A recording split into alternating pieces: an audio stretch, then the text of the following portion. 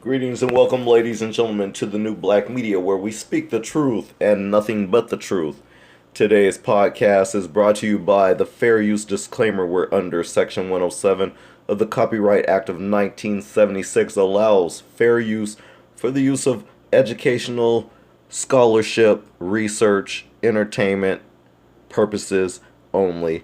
Today's podcast is about Zayn Belenik, who is Ukraine's first black parliament member. And foundational black Americans, we know that black faces in high places don't really mean a thing, but nonetheless, the headlines read as much. Who is Zayn Belenik? Well, he is the son of a Ukrainian dressmaker and a Rwandan pilot who was killed in that country's civil war in the 1990s. Zayn grew up in a one-room flat in the capital of Kyiv, reared by his mother and grandmother, as he never knew his father. So yes, if you haven't figured it out by now, he was the son of an interracial relationship. But I digress. Describing himself as, quote, 100% Ukrainian, Belenik said his election would prove, quote, we're really a country that's modern and that treats all races, all ethnic groups the same. Well, let me pause for a second.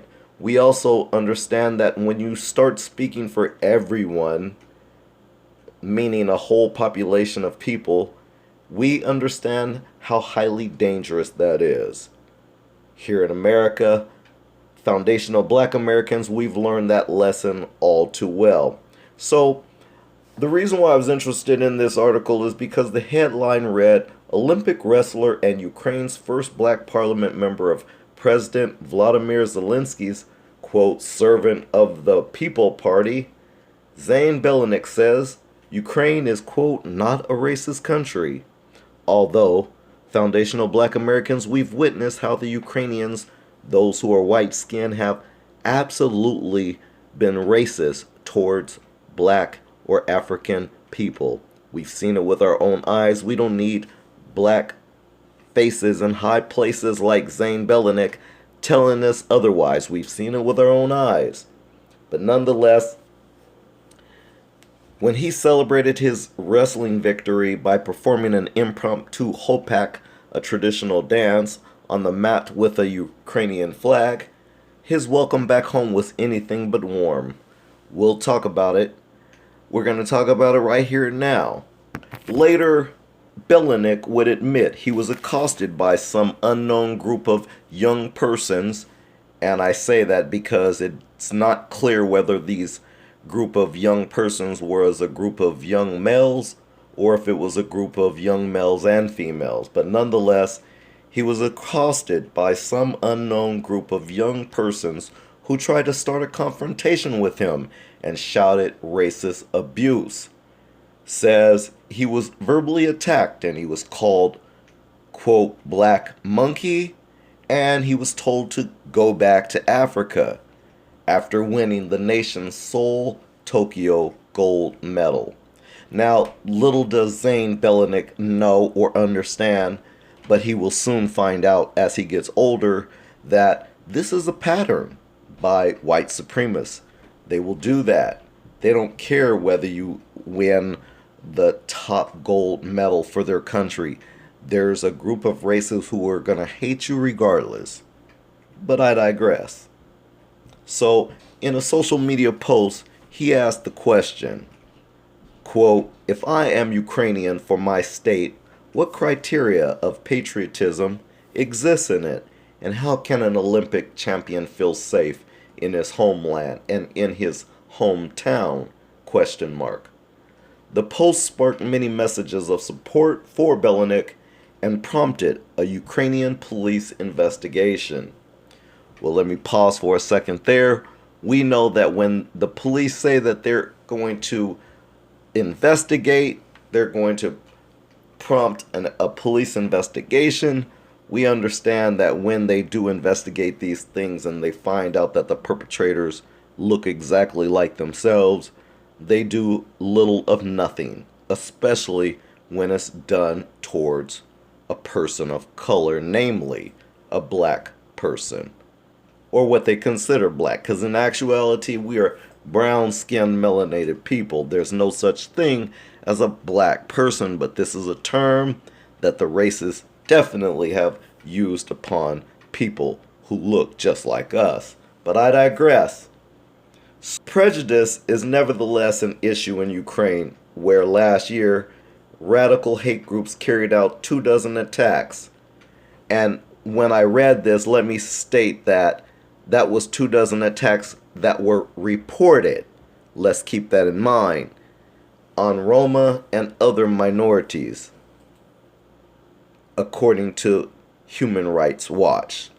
So it's clearly stating that in Ukraine, last year there was at least a couple dozen attacks.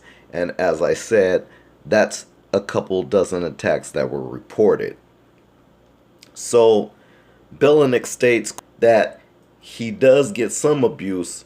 Oh, I get some abuse, here and there. I get some abuse, but that's only because I don't look like you other white people. That's so dumb. And what do you figure from a person who is in a position, a parliamentary position at that? That's amazing to me that he would actually be complacent and placate the fact that people are actually abusing his human rights, and how he's just like making it less than. But I digress. Lastly, there were messages of support by fellow Ukrainians, even though I'm going to state here that the racial component of the support by fellow Ukrainians, that wasn't mentioned in the article, so one must assume that maybe the support from the fellow Ukrainians that he was getting might happen to be people like the Romans and other minorities, as they call them. But I'm going to state for the record that maybe he was just getting support by fellow other black Ukrainians. But nonetheless, the two-time world champion and three-time European champion affirmed those messages of support were received, and that the verbal abuse spewed by a few would not deter him from loving his country. And let me state for the record that I feel that Zane Belichick has a case of Stockholm Syndrome, or PTSD, post-traumatic slave disorder. So in conclusion to this podcast, let me just state that even though Zane Belichick is Ukraine's first black parliament member, as I stated at the beginning of this podcast, black faces in high places really don't mean much of anything.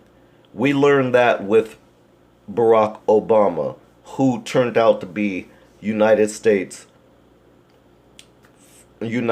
first mixed race president. People like to say that he was America's first black president, but I like to be clear and concise when I'm speaking. When I say I speak the truth and nothing but the truth, Barack Obama was America's first mixed race president, to be concise. But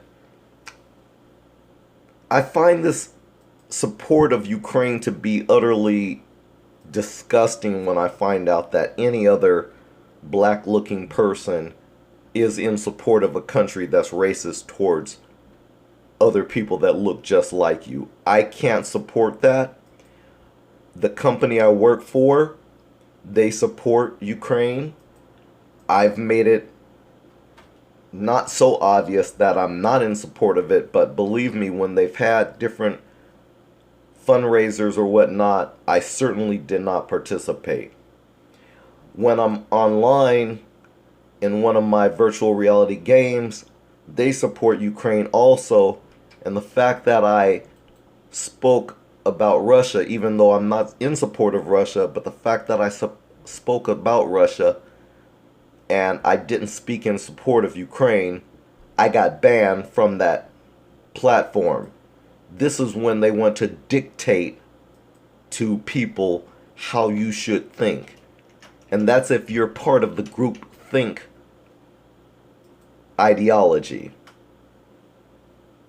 I don't know about you, but God gave me my own mind to think for myself, not for someone else to control that. So, I'm going to end this off, this podcast. I thank you for your time. I thank you for taking the time to listen to me. Um, I'm not in support of Ukraine. I've seen what they've done to other people who look like me. I'm not for that. If I don't support the racist white supremacists in America, there's no way I'm going to support some racists all the way across the world. Not in the slightest. So, Zane Belenik, again, you're just a black face in a high place, and you're not going to do too much of anything when you're just a black parliament member of President Vladimir Zelensky's servant of the people party. I didn't even have enough time to look up what that actually entails, but it doesn't sound like it deals with too much. Yeah, Ukraine has a racist problem. No matter how you try to hide it, no matter how you try to clean it up, people got a chance to see it with our own eyes. Just like when we look at, the police footage from their body cams. That is when they turn them on and use them properly. Anyways, this is the New Black Media. Thank you for watching. Hoping you like and share. And we'll see you in the next podcast. New Black Media. #reparations. I'm out.